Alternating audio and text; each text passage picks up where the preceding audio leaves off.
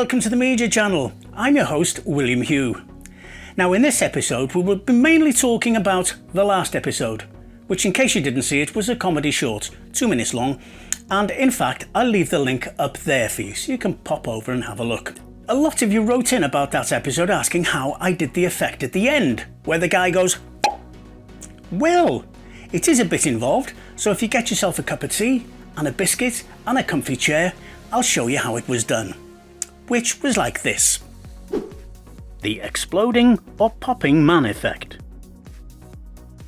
First, take a clip of the man inhaling up to bursting point.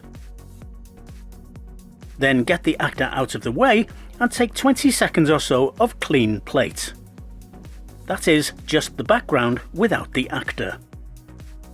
Then bring the video clip into Vegas Pro and divide it into 2 clips, the popping man and the clean plate. Now find the last frame of the first clip and take a screenshot, making sure it's on the best quality, and save it to your desktop. Now open the image in a photo editor. I use paint.net because it's free. Then simply choose the eraser tool and remove the entire background. When you're finished, it should look something like this. Then save the image to your desktop as a GIF file, which will preserve the now transparent background. Now drag the image into Vegas Pro and place it immediately behind the first clip. When we run the edit, we get this. Now click on the FX tab and let's add some effects to the image. First, apply radial blur. The type we need is Gaussian. Place the target cross in the center of the image. We now need to animate the strength of the effect. To do that, click on the little clock symbol on the strength slider and a timeline will open. Making sure the cursor is at the very beginning of the clip, with strength set at 0, click on the first keyframe. Now the entire pop effect will only take about 5 frames. So click the timeline on 5 frames. And the cursor will also move along the effects timeline. Now use your own judgment to add enough strength to make it look like the image is exploding. And you will notice as you do so, a new keyframe is added to the effects timeline to record it. Now we need to add another effect to make it look fragmented. So click on the FX tab and choose Add Noise. Make sure all 3 of these boxes are checked. Place the cursor at the start again and move the noise level to 0. Then click on 5 frames on the timeline. Now click on the noise level clock to animate it. Find the noise level timeline and increase the noise level to get a nice fragmented effect. Again, a keyframe will automatically be created to record it.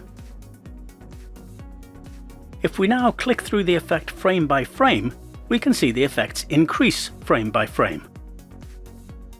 Now of course in the real world the fragments wouldn't just stay hovering in the air, they'd fall. So to simulate this, we're going to use the pan and crop tool. So click on the pan and crop symbol, make sure the cursor is on the first keyframe and on the right aspect ratio. Now click the timeline on 5 frames, to the end of the explosion effect. And create a new keyframe by clicking here. And this will ensure that no changes take place between these 2 keyframes.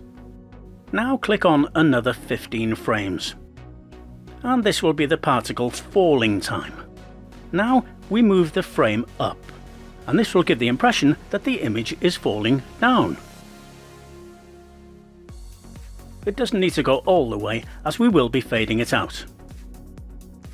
And you will notice as we moved the frame, a new keyframe was automatically created to record the position. And when the video is run, it will automatically transition between these marked points. And to make the movement look more natural, right-click on each keyframe and designate them smooth.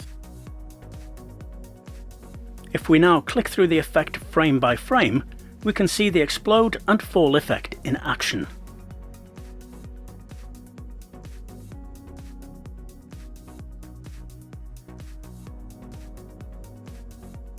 Now trim the clip to the end of the effect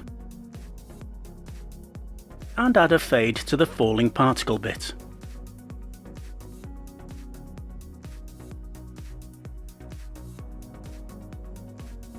Now fill in the background by adding the clean plate beneath it.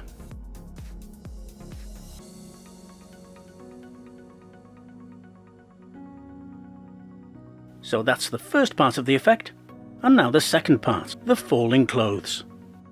First you need to take a shot of the clothes being dropped, and then another 10 to 15 seconds of clean plate.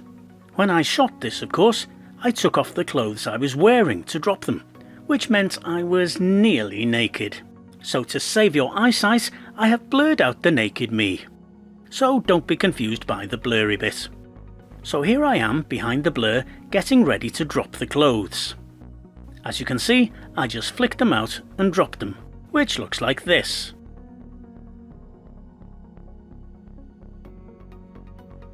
First we need to trim the video to just the drop. So it starts about there, so trim that in, and just run it on, and it stops about there, so trim that in. And all trimmed up, it looks like this.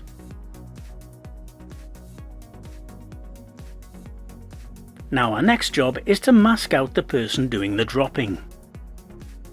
So click on the pan crop tool here. Make sure mask is enabled and that sync is on. Now select the first key point. Select the anchor points creation tool and stitch your mask around the person dropping the clothes, adding plenty of points in this area to make it easier to mask around their hands. And finishing off on the first point again to create the mask. As we can see, the mask is the wrong way round. So we just change it from positive to negative in order to fix this.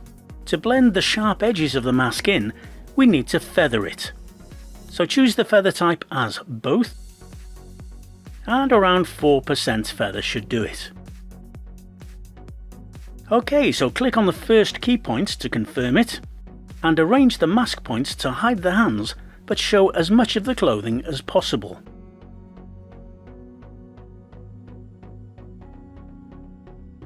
Now click the timeline on frame by frame. If at any point you can see the hands intruding, move the mask points to cover them. And when you do, a new keyframe will be automatically created.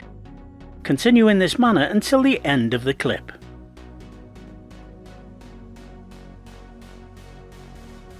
When finished, the clip looks like this.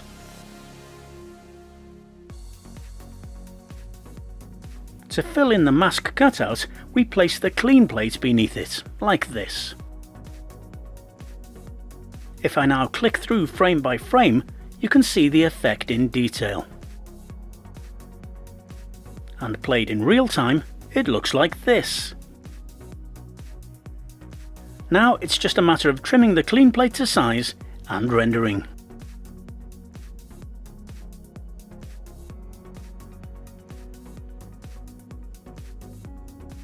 Putting it together.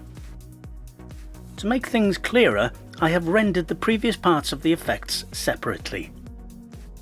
This is the first part where the actor bursts into particles, and this is the second part where the empty clothes fall down. It is now simply a matter of blending one into the other so that the particles and clothes both fall together. So first, I'm going to trim the first clip up to the point where I want the second clip to take over. So let's try about there. Now crossfade the second clip into it to the point where the particles and clothes are roughly in the same position. So about there. And let's click through to check it out. And that looks pretty good. Now all we need to do is add a top-down view of the clothes falling, and a sound effect, render to video, and this is what we get.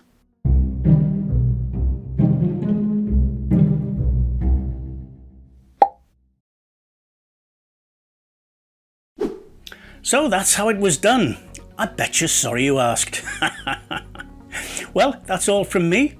Don't forget to comment, like and share, especially share. And Christmas is nearly with us, so stay safe and have an excellent Christmas, and I'll see you here next time on the Meejah channel.